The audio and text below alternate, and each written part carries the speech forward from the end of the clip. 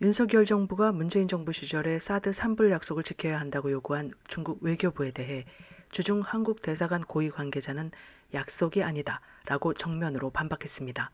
6일 동아일보 보도에 따르면 이 관계자는 5일 베이징에서 기자들과 만나 문재인 정부 측 수석 대표와 정부 대변인이 사드 산불은 약속이 아니라고 밝힌 바 있다며 분명히 선을 그었습니다. 앞서 자오리젠 중국 외교부 대변인은 7월 27일 정례 기자회견에서 새 지도자가 옛 장부를 외면할 수 없다. 어느 나라든 외교 정책은 기본적 연속성과 안정성을 유지해야 한다며 사드 산불 정책 유지를 공개적으로 요구했습니다.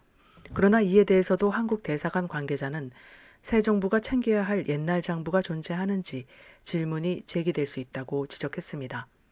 지난 4일 문화일보는 문재인 정부가 미국 미사일 시스템 사용을 제한하라는 중공의 요청을 비밀리에 따랐다고 폭로하자 당시 윤석열 대통령 당선인 인수팀은 문재인 정부에 실체적 진실을 요구했습니다.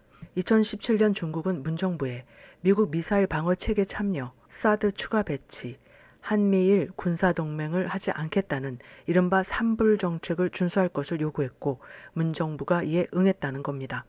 중국이 경북 성주의 기존 사드 사용 제한을 요구했느냐는 의문에 대해 문정부는 묵묵부답이었지만 사실상 사드 기능 작동을 막음으로써 중국의 요구를 따른 셈입니다.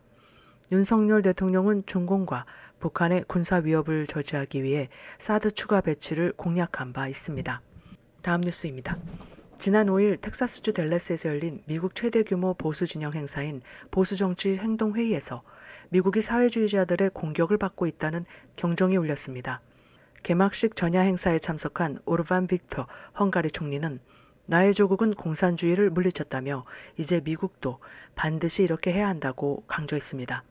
공화당 릭 스커트 상원 의원은 수천여 참석자에게 미국은 유사일의 가장 큰 위험에 직면해 있다며 급진좌파는 이미 내부의 적이 되었다고 폭로했습니다.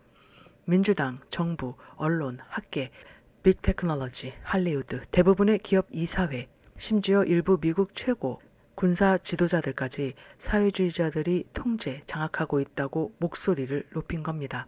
스콧 의원은 또 건국의 아버지들이 만든 미국을 파괴해 뿌리가 없는 나라로 변질시키고 있다면서 그들이 역사, 애국심, 성별을 지우고 언론의 자유, 총기 소유권, 그리고 미국의 전통적인 가족 중심 가치관마저 말살하려 한다고 통탄했습니다. 그는 사회주의는 빈곤과 폭정이라는 두 가지 문제를 낳는다며 사회주의는 역사상 이미 1억 명의 비정상적인 죽음을 초래했다고 성토했습니다. 미국의 급진 좌파 정책은 국경 위기, 경찰 공격, 물가 상승을 초래했다며 지금이야말로 급진 좌파 의제를 차단해 미국을 구할 때라고 역설했습니다. 스콧 의원은 우선 학교에서 아이들에게 미국의 위대한 역사와 애국정신을 교육하겠다고 했으며 미국은 중국 공산당을 적으로 천명하여 중국과의 관계를 종식시켜야 한다고 강조했습니다. 선거 사기 근절 및 검사의 업무 수행 보장, 트럼프가 시작한 국경 장벽 완성 등의 의제는 청중들에게 큰 박수를 받았습니다. 공화당 테드 크루즈 상원 의원은 좌파의 소위 정치적 올바름에 대한 워크, 즉 각성 의제가 미국인의 생활 각 영역을 휩쓸며 위협하고 있지만 미국의 르네상스가 다시 오고 있다며 소위 깨어난 사회주의 교수들이 자신들을 대명사로 소개하도록 강요하는 걸 참아야 했던 젊은 보수주의자들을 격려했습니다. 공화당은 당의 성공을 돕기 위해 젊은이, 아프리카계 미국인, 히스패닉계 미국인과 대화할 필요가 있다고도 했습니다. 마지막 소식입니다. 중국 당국은 펠로시 의장의 대만 방문에 대한 군사 위협에 이어 경제 보복에 나섰습니다. 대만의 산레신문 보도에 따르면 중국 화물 운송 회사가 대만 대행사에 통지문을 발송, 세관 신고서의 원산지 표시나 물품에 중화민국이나 대만이 표기된 상품은 중국 세관이 압류한다고 했습니다. 중국 해관총서 규정에 따르면 대만산 물품은 반드시 중국 대만성, 중국 대만 또는 중화 타이베이로 원산지를 표시해야 합니다. 니혼게이자의 신문에서는 많은 공급 업체가 대만에서 중국으로 원자재와 부품을 수입해야 한다며 중국 해관총서의 규정에 따르자면 해당 공급 업체가 딜레마에 빠질 수 있다고 했습니다. 대만 역시 모든 수출품에 대만 또는 중화민국을 반드시 표시하도록 요구하기 때문입니다.